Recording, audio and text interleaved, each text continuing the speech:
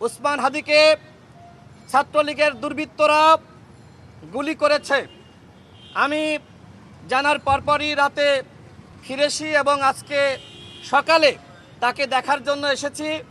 আমি যখন যাই মেডিকেল বোর্ড বসেছিল, মেডিকেল বোর্ড শেষ হওয়ার পরে আমি উসমান হাদি ভাইয়ের বড় ভাইয়ের সাথে কথা বলেছি এবং তার খোঁজ খবর নেওয়ার চেষ্টা করেছি।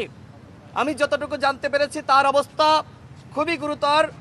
তিনি অত্যন্ত ক্রিটিক্যাল সিচুয়েশনে আছেন। তার অবস্থা অপরিবর্তিত। আল্লাহর কাছে এই মুহূর্তে দোয়া করা ছাড়া আমাদের কিছু করার নাই। গতকাল ঢাকা মেডিকেলে যে ডাক্তার তার অপারেশন করেছিল, ডাক্তার জাহিদ ভাই, তিনি আমার আগে থেকেই পরিচিত। আমি তার সাথে কথা বলেছিলাম। তিনি আমাকে জানিয়েছেন যে কানের নিচ দিয়ে এক পাশ থেকে গুলি লেগে আর এক পাশ থেকে বের হয়ে গেছে এবং তার মগজ ক্ষতিগ্রস্ত হয়েছে।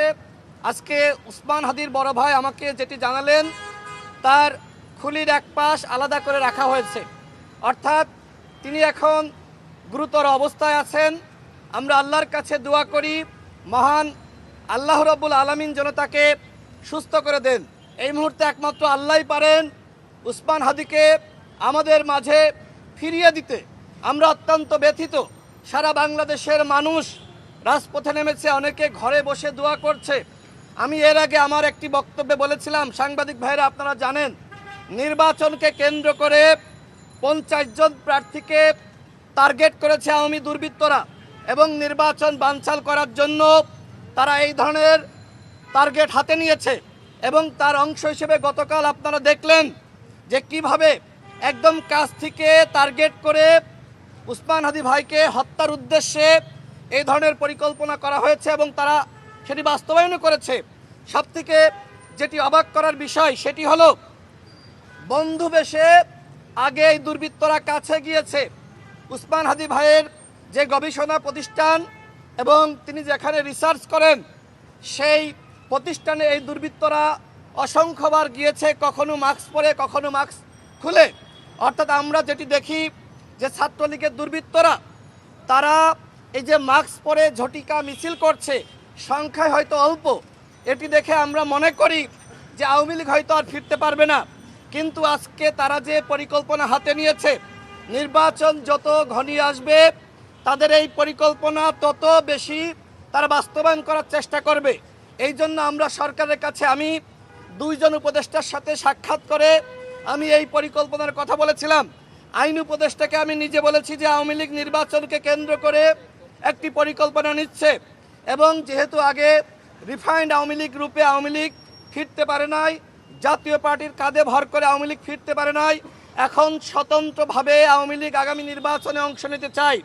তাদের প্ল্যান হলো নির্বাচনে অংশ নেওয়া না, বরং আওয়ামী লীগের পদধারী নেতারা তারা নির্বাচনে যাবে এবং নির্বাচনকে বানচাল করবে। কিন্তু সরকার আমাদের এই কথাগুলোকে গুরুত্ব দিচ্ছে না। এমনকি আমি প্রধান নির্বাচন কমিশনার তার বরাবর আমি চিঠি দিয়েছি।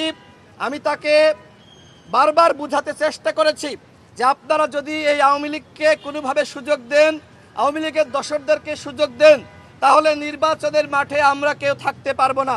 গতকাল দেখেছেন গণসংযোগ করা অবস্থায় যখন আমার ভাই উসমান হাদি গণসংযোগ করে ফিরছিল রিক্সা করে, অত্যন্ত সাধারণ জীবনযাপন, তিনি ভাবছিলেন যে তিনি হয়তো এদেশের মানুষের কাছে নিরাপদ, সরকার হয়তো তার আশপাশে প্রশাসনের বিভিন্ন ব্যক্তিবর্গকে রেখেছে।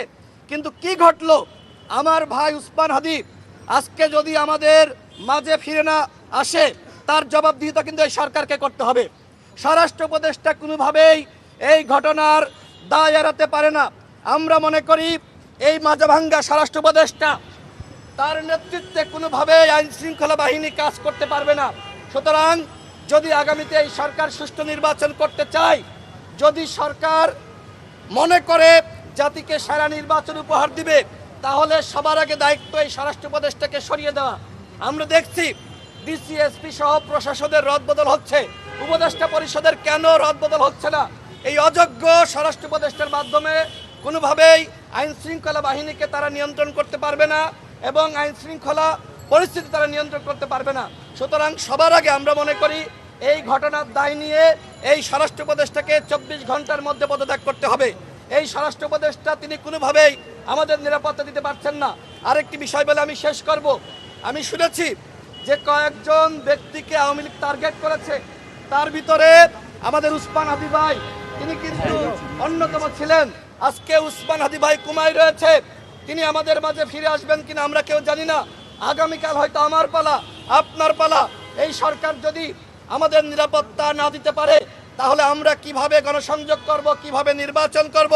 আমি সর্বশেষ বলতে চাই, উসমান হাদি ভাইকে যে সকল দুর্বৃত্তরা গুলি করেছে তাদেরকে অনতিবিলম্বে গ্রেপ্তার করতে হবে, চিরুনি অভিযান শুরু করতে হবে।